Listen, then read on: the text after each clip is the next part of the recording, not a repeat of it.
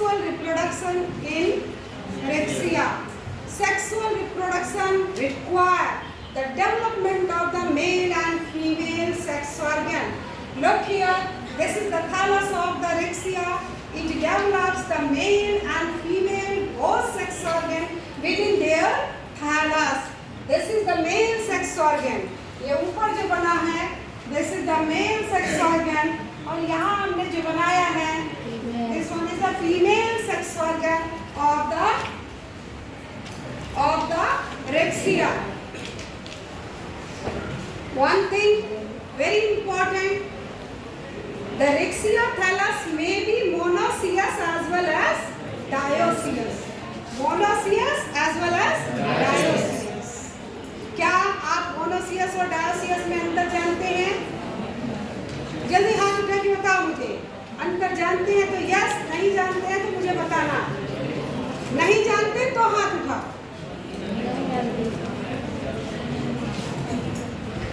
एक पेन देना, इसे बना लेना। देखिए, ये देखिए मैंने दो पेन अपने हाथ में लिए, ठीक है?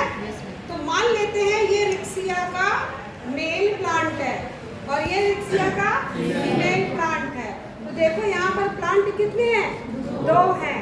मान लिया इसकी ये जो कैप है, ये कैप इसका मेल सेक्स ऑर्गन है। तो look here, this plant develops mail sex organ. Okay, तो इस पौधे के पास कितने सेक्स ऑर्गन है? Single sex organ, and that is the mail sex organ. Look here, suppose this is the female plant of the Rexia and this plant also develops the female sex organ. इस cap को आप मान लीजिए female sex organ है.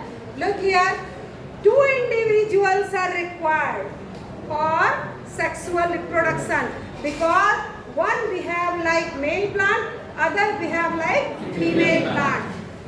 Such species are called dioecious species. Dio means दो individual की जरूरत पड़ गई, तो ऐसी स्पीसीज को डायोसियस कहते हैं। और यहाँ हम क्या दिखा रहे हैं? एंथ्रिडिया और आर्चिगोनिया दोनों एक ही थैलस पर है। यानी क्या हुआ? ये एक थैलस था, इस थैलस ने मेल सेक्स ऑर्गन इधर डेवलप किया और देखो यहाँ इसने फीमेल सेक्स ऑर्गन डेवलप कर लिया। एक ही इंडिविजुअल है और इसके पास male sex organ, female sex organ दोनों पाया जा रहा है। तो इस स्पीसीज को क्या कहेंगे? मोनो। मोनो मीन्स सिंगल, है ना? Only single individual is required for the development of the male and female sex organ. Means the monoecious species are those species of Rexia which develops both the sex organ male as well as female. So I have taken here the example of monoecious species. This species is monoecious species having both the sex organ Antheridia as well as Archigonia.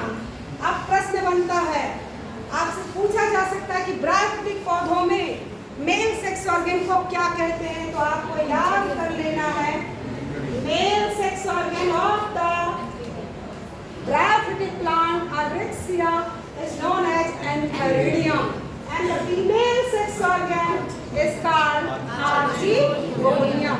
Mail sex organ को antheridium कहते हैं, female sex organ को archegonium कहते हैं। यहाँ इसकी स्थिति हम देख रहे हैं कि ये ग्रीन कलर का आपको दिख रहा है, यानी फोटोसिंथेटिक जोन जहाँ पर डेवलपमेंट हुआ एंथेरिडिया का, यहाँ एक कैविटी लाइक स्ट्रक्चर बन गया। देखो लग रहा है ना? और एक कोर के थ्रू ऊपर ये खुल रहा है, क्योंकि एपिडर्मिस कैसी बताई थी मैंने? डिस्कंटिन्यूअस बताई थी। तो यहाँ ये जो चैम्बर पाया गया जिसमें हवा भरी हुई है, इस चैम्बर को हम क्या कह देंगे? Antheridial chamber. ये क्या है? ये जैकेट है।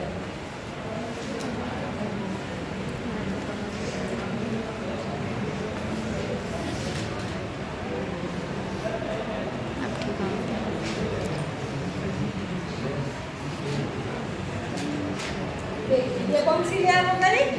ये एंथेरिडिया की जैकेट लेयर है। और जैकेट लेयर सेल के अंदर क्यूबिकल सेल हमको जो दिखाई दे रही है, these all cubical cells are androcyte mother cell. Androcyte mother cell single cell structure दिख रहा है, यानी जितने क्यूब बने हुए हैं यहाँ all are androcyte mother cell. Every androcyte mother cell divides obliquely, देखो तिरछा डिवाइड हो रहा है into two equal half and each of them are called androcyte cell. क्या कहेंगे इसे? Androcyte cell. After some time every androcyte cell metamorphoses into unicellular, uninucleate, biflagellate antherozoid.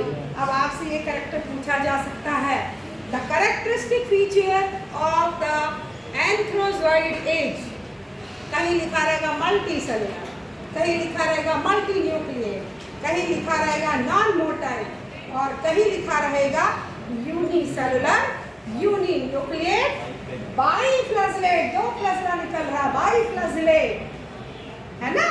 Spindle से या स्पाइरली कॉइल्ड एंथ्रोजॉइड। तो आपने देख लिया एंथ्रोजॉइड को। जब एंथ्रोजॉइड यहाँ बन जाएगा और मैच्योर हो जाएगा, एट दैट टाइम यहाँ से वाटर की सप्लाई बंद हो जाएगी। वाटर की सप्लाई बंद हो जाएगी तो ये क्या होगा? सूख सा जाएगा और बाहर से ओस की बूंद, water is essential for fertilisation, water बहुत जरूरी है। और ये फ्लैजिला बता रहा है, फ्लैजिला किस काम में आता है? तैरने के लिए हेल्प करता है। तो अगर तैरने वाली कोई बॉडी इसके पास है, यानी वाटर इज एसेंशियल, तभी वो तैरेगा, है ना? Water is essential for fertilisation. अब ये दूसरा क्वेश्चन बनता है कि कौन सी चीज इसमें इम्पोर्टेंट है फर्टिलाइजेशन के लिए? वाटर है, कार्बन डाइऑक्साइड है, ऑक्सीजन है, नन ऑफ दिस। तो कहाँ आपका आंसर जाएगा? Water is essential for fertilisation. जब ये फटेगा और एंथ्रोजॉइड बाहर सरफेस पे आ जाएंगे।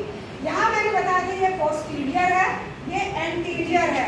तो याद कर लीजिए, the development of the male and female sex organ in case of this species, monoecious species, acropetal development occurs. कैसा डेवलपमेंट है? एक्ट्रोपिटल, यानी पहले इधर एंथ्रिडिया आर्चिगोनिया बनी होगी और जैसे जैसे थैलस बढ़ रहा था वैसे वैसे आगे की ओर मेल और फीमेल सेक्स ऑर्गन का डेवलपमेंट हो रहा था। इतनी बात समझ में आई? जैसे हमने एंथ्रिडिया को पढ़ लिया कि एंथ्रिडिया फोटोसिंथेटिक जोन से घिरी हुई है, यानी एक कैविटी लाइक स्ट्रक्चर में ये डेवलप हुई है। अब आर्चिगोनिया को देखें तो archegonia is also protected and surrounded by the photosynthetic zone. देखो दोनों ओर से मैंने बनाया और बीच में आर्चिगोनिया दिखाई दे रही है। आर्चिगोनिया इज फ्लास्क से। फ्लास्क का आकार कैसा होता है? ऐसा होता है। ऊपर का पोर्शन नैरो है, नीचे का पोर्शन ब्रॉडर है, चौड़ा है। ऊपर के पोर्शन को हम नेक कहते हैं, जहाँ तक ये हमको कैसा दिख रहा है? ये पतला दिख रहा है। जहाँ इस पार्ट को हम नेक कहते हैं, दिस इज कॉल्ड नेक। और जो पोर्शन इधर मोटा सा दिख रहा है, दिस इज कॉल्ड वेंटर। इसे क्या बोलेंगे बच्चों? वेंटर। इसको कहेंगे वेंटर। तो you can say Archigonia is divisible into two parts. Upper narrow part is called neck and lower broader part is called Venter. Venter.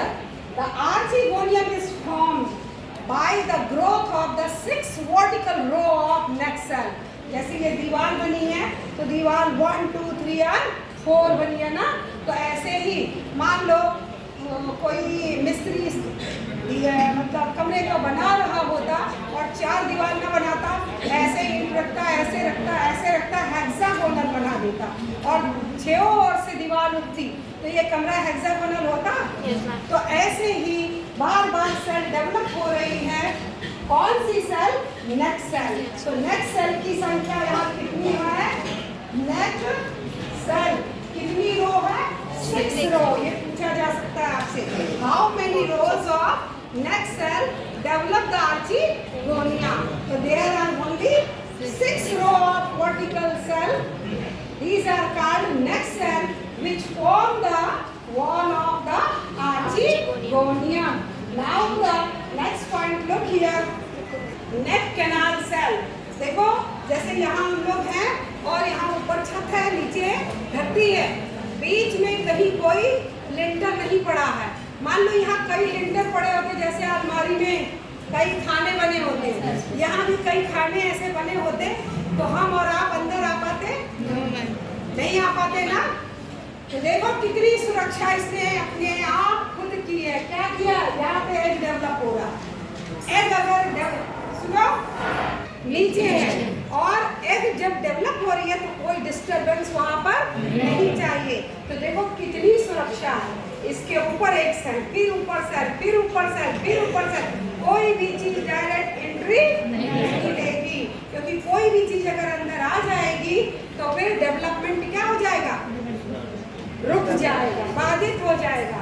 Egg क्या हो गई, मैच्योर हो गई। जब एग मैच्योर हो जाएगी तो एनसीसी और बीसीसी क्या होंगी, एनसीसी और बीसीसी डिसॉल्व हो जाएंगी, डिसॉल्व हो जाएंगी, डिसइंटीग्रेट कर जाएंगी। और जब ये डिसइंटीग्रेट कर जाएगी तो ऐसा एक पाथ बन जाएगा। जब कोई चीज सड़ती है, टमाटर देखा है, टमाटर जब सड़ता है तो बहने लगता है ना बाहर, जैसे चाकू लगाओ उसी आउटसाइड, है ना। तो वैसे ही जब ये डिसइंटीग्रेट हो गई, डिकम्पोज हो गई, तो ये बाहर की ओर बहने लगी in the form of egg cell mature हो जाएगी, एनसीसी बीसीसी डिसॉल्व हो जाएगी। यहाँ याद करने वाली क्या बात है, एक एक नंबर के क्वेश्चन कहाँ बनना है, how many neck cell, neck cell है 16 नंबर। दूसरा क्वेश्चन बन रहा है हाउ मेनी एनसीसी, 4 to 6 लिखा रहेगा, 4 to 6, 6 to 8, 8 to 10, तो किस पे निशान लगाओगे, 4 to 6। पूछा जाएगा बीसीसी का नंबर कितना है, 1। Ventral canal cell is single, egg cell कितनी है, सिंगल। ओके, अब देखो ये डिसॉल्व हो गई। कोई भी चीज, मैंने क्या कहा, टमाटर जब सड़ेगा तो बहेगा, बहेगा ना, जब बहेगा तो ऐसे ही ये आर्चीगोनिया से जो सेल डिसइंटीग्रेट की वो देखो ऐसे बह रही है, देखो मान लो ये बह रही है, इसको हम इससे ऐसे ही दिखा सकते हैं, ये देखो बह रही है। तो दिस केमिकल अट्रैक्ट द एंथ्रोजोइड, देखो दोनों आसी पास तो है, और पानी की बूंद, एक बूंद भी ऊपर से अगर नीचे गिरी है तो वह बूंद क्या करेगी, पूरी सरफेस को भिगा देगी। 1 drop of dew is sufficient for the fertilization, क्योंकि थैलासी इतना छोटा, तो 1 drop of dew, dew means ओस, ही काफी है इसको भिगाने के लिए। तो अब देखो यहाँ क्या हुआ, the chemical secreted outside, ये एसिड है, एसिड बाहर निकला, this acid attract the anthrozoid, now anthrozoid moves towards the chemical which is secreted by the archegonium। तो archegonium से जो एनसीसी बीसीसी के गलने से एसिड बाहर निकला, that acid attract the anthrozoid and anthrozoid moves towards the archegonia, and this movement is called, कहाँ पे लिखो, this movement is called attack movement, यानी ब्रैक्टिक पौधों में कीमोटैक्टिक मूवमेंट होता है। एंथ्रोजॉइड केमिकल के थ्रू अट्रैक्शन प्राप्त करता है और उसके प्रति स्टिमुलेटेड हो जाता है और धीरे धीरे आर्चीगोनिया में आ जाता है with the help of their flagella and finally get fused with the female ova and form the zygote। So zygote is the first cell of sporophytic generation। Look here, यहाँ मैंने थैलस कैसा बनाया बच्चों, गैमेटोफाइट बनाया है, n number of chromosome. ये अगर n number है तो ये भी होगा n नंबर, ये भी होगा n नंबर, यानी हैप्लॉइड होगा, और यहाँ जब दोनों मिल जाएंगे तो ये 2n हो जाएगा। ये 2n ये जाइगोट था, और इस जाइगोट ने क्या डेवलप कर दिया, स्पोरोफाइट डेवलप कर दिया। याद कर लीजिए, आपसे यह क्वेश्चन पूछा जा सकता है कि ब्रायोफाइटा में कौन सा ऐसा पौधा है जिसका स्पोरोफाइट सबसे प्रिमिटिव है, तो किसका प्रिमिटिव है, रिक्सी रिक्सिया का, क्योंकि sporophyte is generally divisible into capsule, सीटा एंड फूड। 3 भागों में बटा होता है, कैप्सूल, सीटा एंड फूड। और यहाँ हमको क्या दिख रहा है? केवल कैप्सूल, यानी फूट और सीटा बोथ आर एब्सेंट। ना तो फूट है इसके पास, ना सीटा है। That's why we can say this is primitive type of sporophyte. तो इसके अंदर जो सेल थी, अब इन सेल्स का हम डेवलपमेंट बता रहे हैं। ये एक सेल रही होगी, बार बार माइटोसिस से डिवाइड करेगी, है ना। ये जाइगोट है, जाइगोट डिप्लॉयड है, माइटोसिस होगी और माइटोसिस होके मल्टी सेलुलर स्ट्रक्चर का फॉर्मेशन होगा। और मल्टी सेलुलर स्ट्रक्चर क्या कहलाएगा? Sporogenous cell. देखो क्या हो जाएगा, मान लिया ये देखो खूब सारी सेल बन गई। बोलो ये समझ में आ रहा है आपके? ये देखो 1 2 3 ऐसे खूब सारी सेल बन गई, ठीक है। अब ये सारी सेल एक दूसरे से अलग हो जाएंगी। ये देखो सारी सेल एक दूसरे से क्या हो गई? अलग हो गई हैं। तो यहाँ इसे कहते हैं स्पोरोजिनस सेल्स। यहाँ है स्पोरोजिनस सेल्स। ये स्पोरोजिनस टिश्यू हुआ। स्पोरोजिनस टिश्यू ने क्या बना दिया? ये है स्पोर मदर सेल, ओके, है ना। क्या बना? Sporogenous tissue. स्पोरोजिनस टिश्यू ने क्या बनाया? Spore mother cell. और स्पोर मदर सेल में होगा reduction division. Spore mother cell reduction division करके क्या बनाएगी? Spore tetrad. और यही तो बनाया है, यही तो बनाया है ना।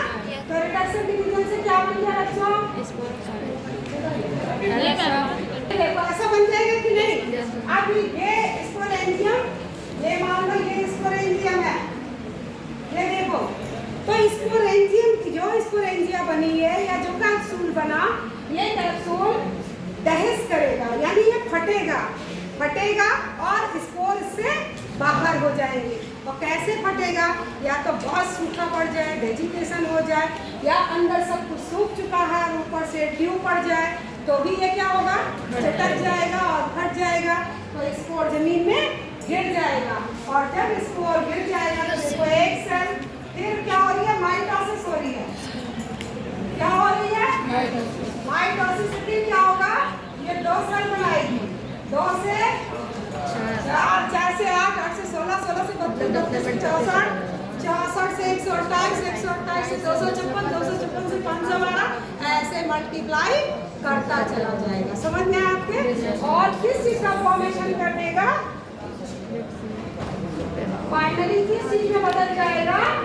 ऐसा कैलस बना देगा। सो इन दिस वे